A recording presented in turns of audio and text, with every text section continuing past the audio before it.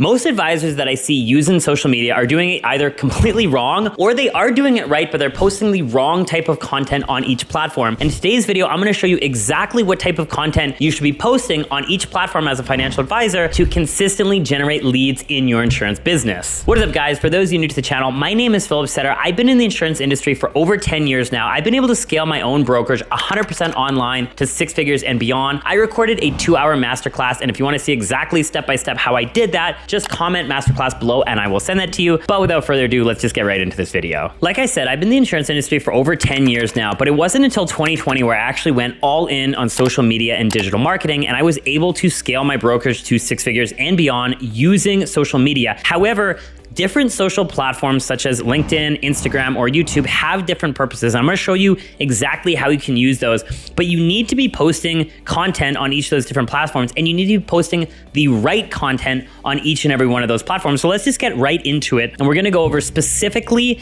Instagram, LinkedIn, and YouTube, because this is where the majority of my business, I would probably say 95% of my business, is coming from in social media.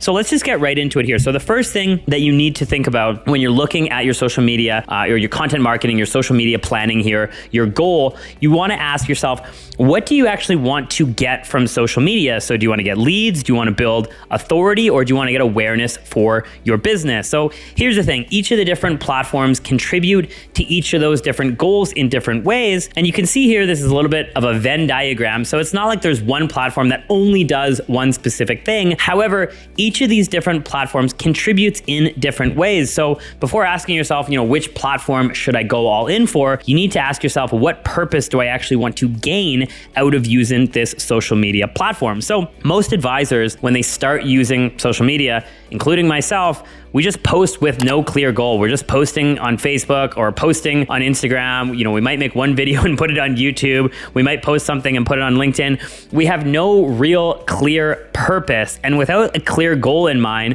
and the actual knowledge of what the platform can offer and what it's best used for, your efforts are gonna go to waste. You're just gonna be posting, you're gonna be putting things out there, and nothing's ever gonna really gain traction. And you're gonna say to yourself, social media doesn't work, or Facebook doesn't work, Instagram doesn't work, YouTube doesn't work. This is the exact same thing that I said in my own business. For years, I said, social media doesn't work. And it was because I was using it wrong. And don't worry, by the end of this video, you'll know exactly how to use each platform. So this is what I would say for the 3 different platforms. Okay, so we have this little Venn diagram right here for authority, and we're gonna get into all of these, by the way. And here, keep in mind, they all overlap a little bit, but for authority, LinkedIn is going to be the best platform. For awareness, YouTube is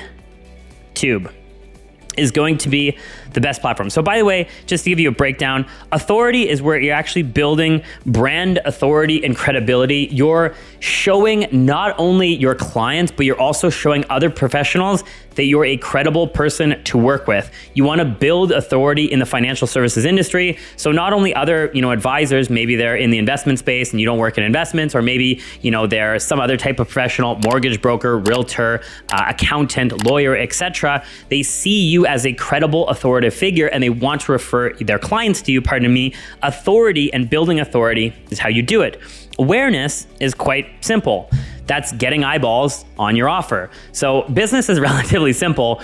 It is, how can you get the most amount of eyeballs on your offer, and then have people see your offer and then bring them into some type of funnel and convert them from just awareness to an actual paying customer. So one of the best places that you can do that in our industry, which is in the financial services industry, is YouTube.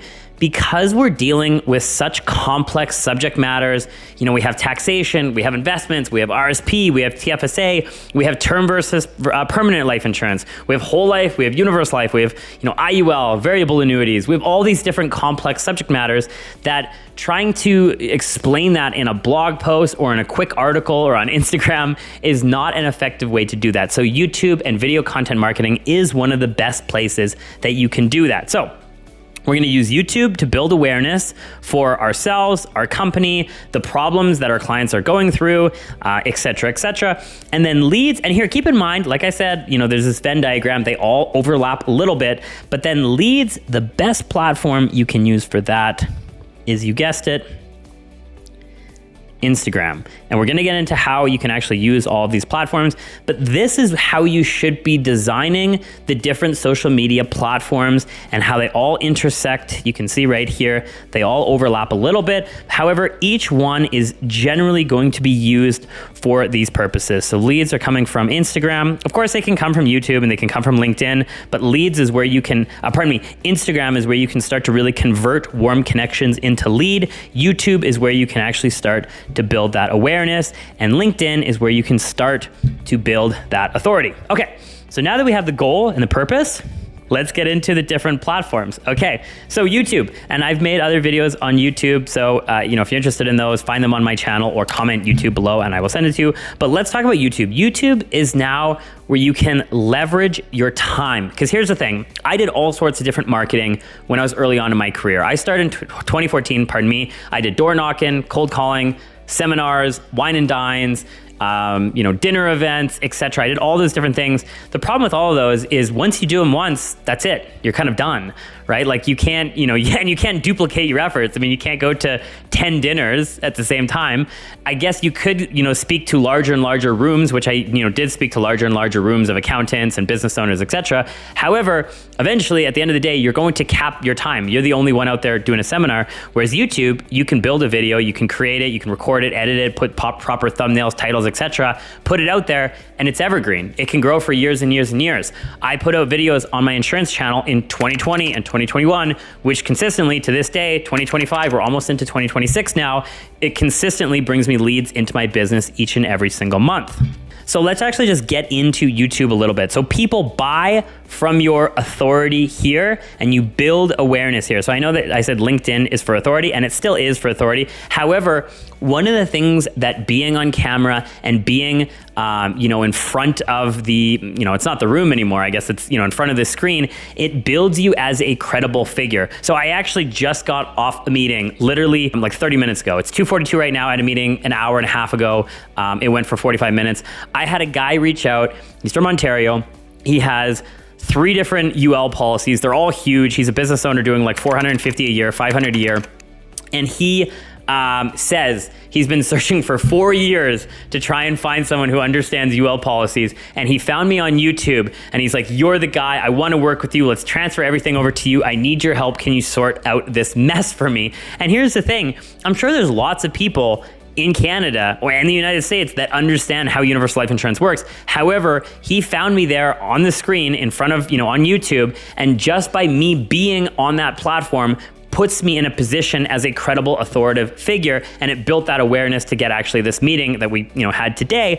YouTube is one of the best places that you can do that because people start to see you in this expert aura, especially if you are giving credible advice. But here's the thing, another insurance advisor could have said the exact same thing that I said in the video that I made on my YouTube channel, could have said it to him personally during a one-on-one meeting, but because he saw me on my YouTube channel, with thousands, tens of thousands, hundreds of thousands of views and lots of subscribers and lots of comments and likes, I'm automatically put into this expert category, and he already trusts and respects everything that I'm about to say so much more than if the exact same person had just went in and done and said the exact same thing that I said in those videos to him face to face. So YouTube is one of the best ways that you can leverage your time. You can build awareness through SEO-based content. So SEO-based content on YouTube, this is, search terms. So YouTube is the number 2 search engine in the world. Number 1 is Google. Google bought YouTube, I think in 2006. So there's a lot of value to be had with SEO-based content, which is what are people searching for? So this could be, how does, I'll say UL work. That's just an example of, just the client that I just met with. Another one is term versus permanent. I'm not going to get into too many examples, but this is where you want to put SEO-based content out. So you don't want to put just general interest-based content like, hey, here's my opinion about disability insurance, or here's my opinion about something. You want to look up what are people searching for on YouTube. And you can do this a number of different ways, but you want to look up what are people searching for, and you want to create videos around that content. Another thing with YouTube is it's evergreen. Oh, get back here. It's evergreen. So Like I said, you can make a video once and it can continue to give you leads, for months and years and years and years down the road. There's videos I created in 2020 that continue to give me clients to this day, and it builds authority as an expert. I already talked about all these things. Actually, I just wasn't looking at the things. So we're not going to get too much into it. The lifespan for YouTube is infinite. You can make a video and it can continue to give you leads for years and years and years and years down the road. YouTube is one of the most powerful places to build awareness and of course your authority as well. And of course leads as well. However, the largest thing that you're gonna get from YouTube is that awareness. Okay, let's go to the next platform. Instagram. Ooh, go back up a little bit. There we go. Ooh, put it there. So once you actually start to build awareness, not every client is going to connect with you instantly and going to, buy life insurance from you right away. You want to try and push them into multiple different funnels and hopefully get them to download a lead magnet, get them into a drip campaign. However, if you can get them to also connect with you on Instagram, Instagram is where you start to build connection with your clients. So I close tons of business on Instagram, specifically in my niche of mountain sports. If you follow my channel for any amount of time, you'll know that my greatest passion in life is rock climbing, ice climbing, backcountry skiing, alpine climbing, and I have my niche as I'm the life insurance broker for mountain sports enthusiasts.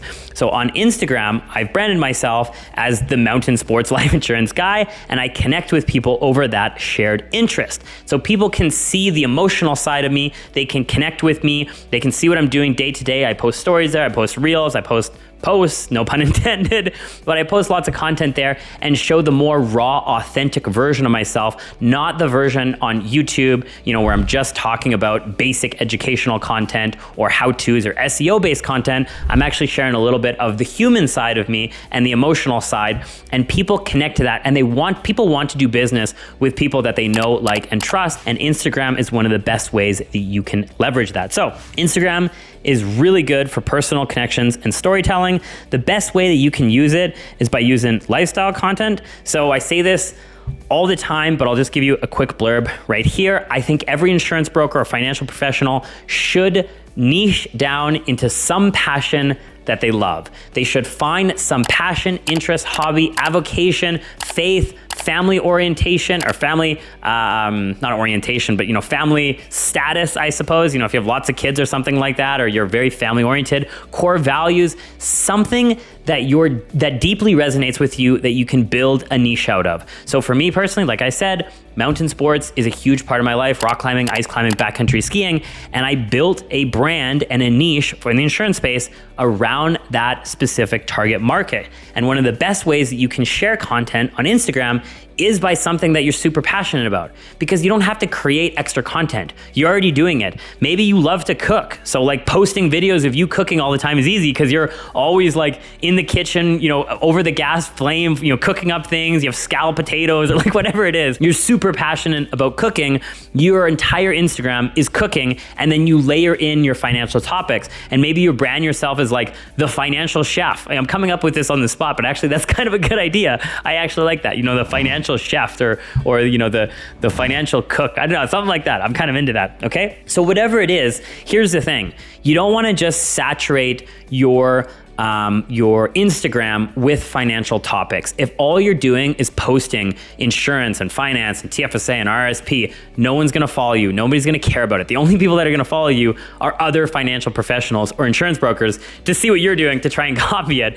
But no, actual person is going to want to follow an account that all they do is post about financial topics. You can layer in those topics, as Gary Vaynerchuk will say, jab, jab, hook. So give, ask, right? So with that, on Instagram, you want to build it using some type of lifestyle content, some passion that you have that is easy to create content. For me, again, it's climbing. For you, it could be cooking, it could be horseback riding, it could be swimming, it could be running a marathon, it could be hiking, it could be dog walking, it could be your family, it could be photos of children. Whatever it is, you need to find something that resonates with you, and you can build an audience through that.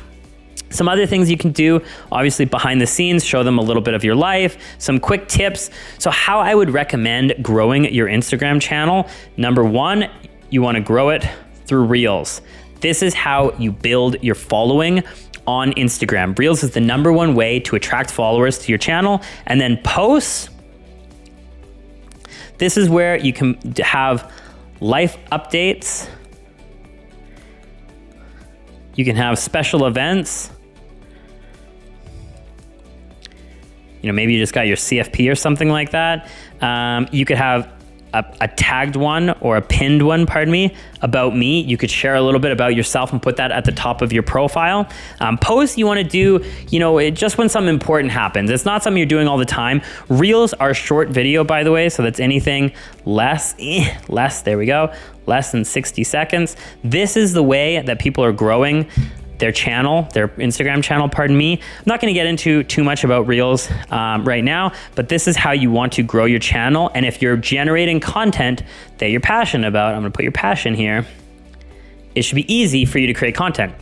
Myself, for example, again, rock climbing, ice climbing, backcountry skiing, it's easy for me to create content because I can just go out to the mountains, take some photos and videos with my phone, super easy to do, post that as a reel, grow my following for people that are also interested in those sports, and then I can layer in the financial topics over time. The third one here, pardon me, is stories. This is how you're actually starting to generate traffic and leads to your offer is through stories. So you can put in, you know, some different passions and hobbies and other things like that. But every once in a while, maybe let's say once a week or once every 5 or 6 days, you want to post something financial, and then you want to have some type of CTA, so call to action. Ooh, hang on. Messed that up. Call to action that says, you know, DM me or, you know, link in bio. There we go. Oop. Cool. Okay. Instagram, best for staying top of mind and generating hot leads. This is now to connect with people on an emotional level and actually build a connection with them. So YouTube, you're building awareness. Instagram, you're building connection, which generates leads. Lifespan for Instagram is 24 to 72 hours. This is where people buy into you. So like I said, YouTube, pardon me, is an infinite, it's a lifetime lifespan. Is that what I said? Lifetime? Let me just go back up. Infinite. I said infinite time span or infinite lifespan, pardon me. The lifespan for Instagram is 24 to 72 hours, and the lifespan for LinkedIn, pardon me, is now about 1 week. So LinkedIn for financial advisors, the best use case is connecting. Either if you're working in the business owner market, connecting with other business owners, or if you're just in the family market, or even if you're in the family market and business owner market, connecting with other professionals and building your authority and credibility to get referral partnerships. LinkedIn is one of the best places that you can start to actually obtain those referral partnerships with mortgage brokers, accountants, lawyers, etc., other professionals, real estate agents. This is the best place. And if you are in the B2B market, so you're going into the business owner market, which can be a very, you know, lucrative market. Some of the deals take a long time. However, it's very rewarding to work with business owners. This is also the best place to do it. So LinkedIn, this is where people are buying your expertise. Lifespan is 1 week. This is where you can start to build your authority and your professional network. This is where you can start to speak to business owners if you're in that B2B market, like I said, accountants, other advisors that might not sell the same products as you. Maybe you're only in the investment world, so you can connect with other insurance professionals. Maybe you're only in the insurance world, so you can connect with other investment professionals, pardon me. This is how you do it. And then other referral partnerships. So maybe mortgage brokers. Ooh. Mortgage broker. It could be realtors. Now, the way that you do this is through a couple different ways. Number one, long form value driven posts will win out. So if you're making a post and you're actually providing insights into something, you're actually creating thoughtful posts. And some of the just best practices that you can do with this is creating it in a conversational style with lots of white space. So just example here, this could be the post. So this could be one sentence and then one sentence, one sentence. Have it as that as opposed to just this. People like lots of white space so they can easily read it, and then have some type of CTA at the bottom, like DM me for this or comment below for this. So this is one of the number one ways is creating long form value driven posts. Another way if you are posting on YouTube, which of course I recommend every advisor do, you can actually start to repurpose your content on YouTube and post it on LinkedIn so you have some extra content there. However, I wouldn't be immediately sharing your videos. In fact, I wouldn't recommend directly linking your videos onto LinkedIn. Did I say link? Yeah, linking your videos onto LinkedIn. Again, no pun intended. So how you want to structure that, if you are putting content, if you're putting your YouTube content on LinkedIn, is you want to write a post. So imagine this is a post. You do not want to put the URL in the post, but you want to explain the video that you just said. You say, okay, I just recently recorded a video about term life insurance versus permanent life insurance. Here's the top 5 things. If you want the full video, comment term versus whole. Then what you're going to have is you're going to have a whole bunch of comments of people obviously commenting that, and then you send them the video. If you link your video on LinkedIn and you put it in the post, LinkedIn is going to throttle that post. And in fact, every social media platform is going to throttle that post because no social media platform wants you to leave their app. They want to keep you there as long as they can, and they don't want you to leave. There's an incentive for them to obviously keep you on that platform. So they do not want to share posts and make posts that have external URLs go viral or blow up or actually get any type of traction. So if you actually just put it in the post, it will get throttled. Okay. So now that you kind of have a little bit, this is the quick and dirty of these 3 different platforms, LinkedIn, Instagram, and YouTube, how they all work together. It's not an either or system, okay? This is something that needs to go in conjunction. They all need to work together. So how you can do this is, let's just go here, YouTube, IG, and LinkedIn. I would recommend you start with YouTube and you build out video content, and every month you're doing 8 long. So that's anywhere from 10 to 25 minutes. And then over here, I would say 5 to 10 shorts. So making some short form content. And again, that's less than 60 seconds. Once you've done that, then you can repurpose a lot of these shorts onto Instagram. Keep in mind that you don't want to share too much financial topics on Instagram. You want to layer it in. However, you can repurpose these. And again, if you're putting, let's say 1 to 2 posts of financial topics out, that would be anywhere from 4 to 8 that you could post on your IG. And then of course, you would also want to create some other reels that are interest-based. And you would want to create stories to connect. Okay, so there we go. And then another thing, LinkedIn, you can take your long form content. Let's just bring this over here, boop, boop. And then your 8 long videos, you're releasing 2 of those per week. So then that means every week, so 2x per week, you have 1 post, or well, you have 2 posts, I guess. This is gonna be a post with little scribble, and then comment to get video. That is how you create a content calendar where you're not, recreating so much work. Obviously, you need to create some content specific to LinkedIn, some content specific to Instagram, but YouTube can be your main vehicle that actually generates most of the content that you can repurpose across all those different platforms. So Instagram is where you can actually bring people in and build that connection and get hot leads. LinkedIn is where you're building that trust and you're building that credibility and you're getting those B2B. So if you're in the business owner market and you're also getting those partners in the referral space, YouTube is where you're actually building that awareness, you're closing with that authority, and you're getting those SEO leads as well. This, I would say, is the main platform that I would focus on, and then the rest of them would just trickle down. Now, I hope that you guys enjoyed this. If you want a full breakdown of how to use YouTube to generate consistent leads in your insurance practice, click here and watch this video right now. And if you guys enjoyed this video, all I ask is you give it a thumbs up, and I'll see you guys in the next one.